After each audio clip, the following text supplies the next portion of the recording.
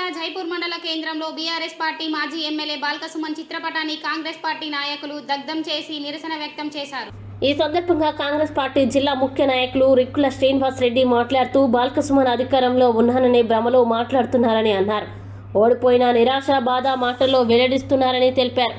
ఉద్యమ ముసుగు వేసుకుని మోసం చేయకుండా స్వచ్ఛందంగా రాజకీయం చేయాలని సూచించారు.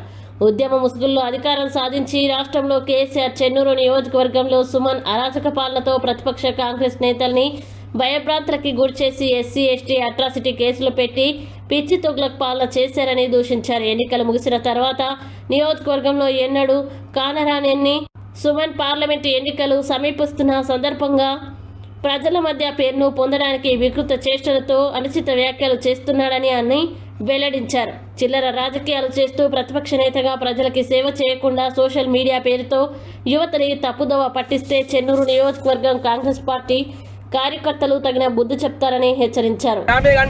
అనేక మంది ఎస్సీ అట్రాసిటీ కేసులను పెట్టి ఒక భయాందృతం చేసినావు. లేకపోతే బిడ్డ నీ యొక్క అనుచిత వ్యాఖ్యలు ఇంకా బంద్ చేసుకోకపోతే మా మిత్రుడు చెప్పినట్టు నీ కాన్స్టిట్యూన్స్ లో తిరగనీయం. నీకు బుద్ధి చెప్పేటువంటి ఏదైతే నువ్వు విర్రవీగుతున్నావో దళితులని, అదే దళితులు నీకు బుద్ధి చెప్తారు. కాన్స్టిట్యూన్స్ లో ఆ దళితులే నీకు గుణపాఠం చెప్తారు. అదేటువంటి అనుచిత వ్యాఖ్యలు కేసీఆర్ దగ్గర కుక్కలెక్కున్నావు, అదే కుక్కలెక్కుండు, అదే కేసీఆర్ కావాల ఉండు తప్ప ప్రజలను అభద్రతా భావం తేవడానికి ఎలక్షన్ల స్ట్రాటజీ కొరకు, ఎంపీ ఎలక్షన్లు వస్తున్నాయని ఎలక్షన్ల స్ట్రాటజీ కొరకు మాట్లాడకు. నువ్వు 2 నెలలు అవుతుంది ఎలక్షన్లు అయిపోయినాక ఎక్కడ ఎటువైనావు? నువ్వు ప్రజలకు సేవ చేస్తుండే ప్రజల్లో వచ్చి ఉండు, ప్రతిపక్షంలో ఉండి ప్రతిపక్షంగా నాయకత్వం పోషించు. ఇప్పుడు ఏదైతే మేము ఇన్ని రోజులు ప్రతిపక్షంలో ఉండి మా వంతు ప్రజలకు సేవ చేస్తూ మరి మేము చేసేటువంటి తప్పులుంటే ఎత్తు కానీ లేవనెత్తు కానీ ఇలాంటి చిల్లర రాజకీయం మానుకో. చిల్లర రాజకీయం మానుకోకపోతే నీ బుద్ధి మొన్న 38,000 ఓట్లను నేను తిరస్కరించారు. ఇంకా రాబోయే తరంలో ఇంతకుముందు మా మిత్రులందరూ చెప్పినట్టు కాన్స్టిట్యూన్స్ లో నువ్వు ఒక వార్డు నెంబర్ కూడా పనికిరావు. మీ నాన్న అక్కడ పోటీ చేస్తే ఒక కౌన్సిలర్ గెలవలేదు. నువ్వు అధికారాన్ని అడ్డు పెట్టుకొని నడుపుకున్నావు. నువ్వు అక్కడ కోరుట్లా చేస్తావా, రాజకీయం ఇక్కడ చేస్తావా, నువ్వు తెలంగాణ ఎక్కడ చేస్తావు చెయ్యి చూద్దాం. ఇక నుంచి ఇన్ని రోజులు నువ్వు చేసింది తెలంగాణ ఉద్యమాన్ని అడ్డు పెట్టుకొని రాజకీయం చేస్తావు. ఇప్పుడు స్వచ్ఛందంగా రాజకీయం చేయి. నువ్వు స్వచ్ఛందంగా రాజకీయాన్ని నిరూపించుకో.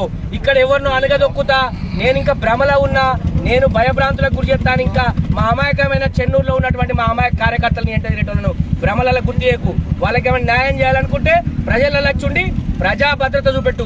మొన్నొచ్చి ఇంకో మాట మాట్లాడినావు, ఇప్పుడెట్లా ఇసుక లారీలు నడుతున్నాయి? అరే భ్రమలేనోడా, ఇప్పుడు ఇసుక లారీలు వేబిల్తోటి పోతున్నాయి. మా ఎమ్మెల్యే వివేక్ అన్న గారు తక్షణమే దాన్ని పర్యవేక్షించి వారి యొక్క అధికారులను పిలిచి మరి దాని యొక్క ప్రక్షాళన మీటింగ్ పెట్టి గవర్నమెంట్ ఇన్కమ్ రావాలి, ఎలాంటివి పోవద్దన్నావు. నువ్వు ఆనాడు స్థానికులకే ఇసుక దొరకకుండా చూసినావు. ఇప్పుడు స్థానికులు స్వచ్ఛందంగా ఇసుక నడుపుకుంటున్నారు. స్థానిక అవసరాలకు ఇసుక నడుపుతుంది ఫ్రీగా. ఇక్కడ ఉన్నటువంటి కార్యకర్తలు అయితే నువ్వు తెలుసుకో. నీ టీఆర్ఎస్ కార్యకర్తలు కూడా ఇప్పుడు ఇళ్లకు ఇసుక కొట్టుకుంటారు. చూడు, నువ్వు తెలిసి మాట్లాడు. భ్రమ లేకుండా మాట్లాడకు, రెచ్చగొట్టే మాటలు మాట్లాడకు. కాబట్టి ఇదే చెప్తున్నా.